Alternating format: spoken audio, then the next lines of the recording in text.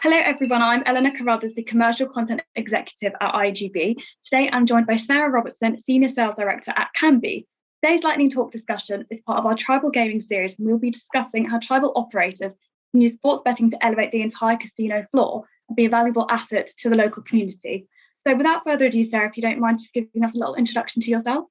Sure. So as Elena mentioned, my name's Sarah Robertson. I'm the Senior Sales Director at Kambi. So I sit on our commercial team with a focus on looking at kind of our global position in the marketplace.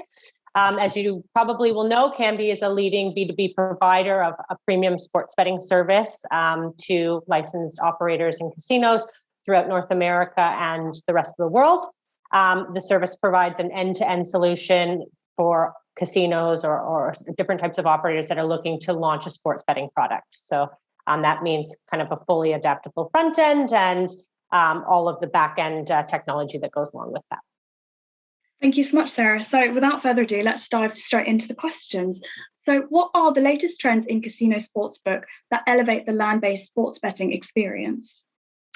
I think we're seeing really a growing trend around self-service kiosks in casino environments. Those have become increasingly important. I think at last count, Kambi has over 600 kiosks deployed across casinos all throughout the US. And I think what's important around self-service kiosks is that they really provide a nice self-service environment for customers. So they're very COVID compliant.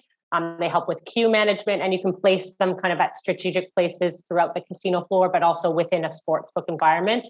I think another big trend we're seeing that ties quite nicely into that is around bring your own device, which is a technology that allows customers to actually build their parlay bets on their phone, bring that phone into the clerk or the over-the-counter terminal and scan that code to place the bet. So again, that helps with queue management. It actually enables the customer to grow accustomed to an online betting experience, which is really important for casinos. In some states, casinos can only do mobile on premise or don't have mobile enabled in their legislation. So it gives that kind of online experience in a retail space. And I think, those would be some of the big trends that we're seeing that are building up across casinos in the US. Okay, thank you so much. That takes us very nicely on to the next question, which is how can casinos access new demographics and new generations with the sports betting experience? Yeah, well, I think it's kind of no surprise that sports bettors is a younger demographic than what you would typically see in a casino.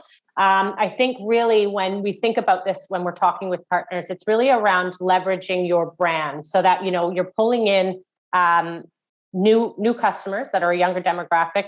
And if you're working with a B2B supplier like Kambi that allows you to launch a sports betting brand that's branded with the same branding as your casino, you really create an omni-channel experience for that newer customer. So you're really future-proofing your business. So I definitely think that's what we're seeing a lot of brands being very successful at, specifically tribal operators who have really strong brand ties to their community, have done that really well.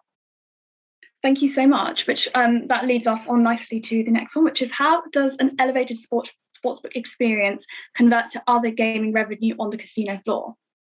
Yeah, so I think, sports betting is still relatively new in the US. It's going on 3 years post-PASPA. So it's really important to operators, casino operators specifically, launching a sports betting product to not look at that as a siloed vertical or not look at it in isolation.